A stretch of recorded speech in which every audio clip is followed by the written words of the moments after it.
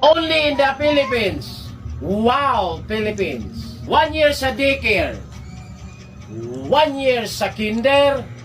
6 years sa elementary. Wow. 4 years sa high school. Wow. 2 years sa K-12. Wow. Wow. 4 years sa college. Wow.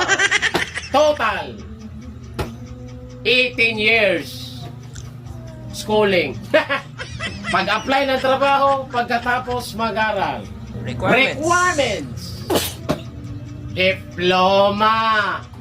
Hindi pa binigay. TOR. Hindi pa rin binigay kasi may utang sa school. Resume, biodata lang yung dala, hindi pa tanggap. Barangay clearance. Police clearance. NBI clearance. Hit pa. Birth certificate, hindi tumanggap ng local. Valid ID, nako, samot. Hindi pa dumating.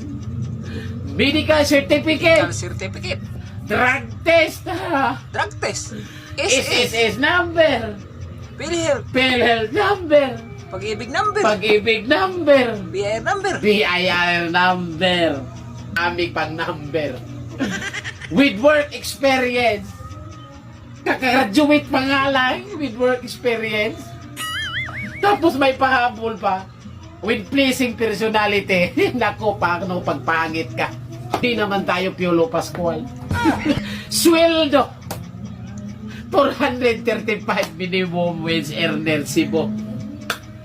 Cebu reta. South Korea. South Korea. Walang schooling. Pass lang ka sa exam, kahit grade 1, kahit walang grado, basta maipasa mo yung exam, sahod mo 80,000 hanggang 150,000. Anong pipiliin mo? South Korea, Philippines.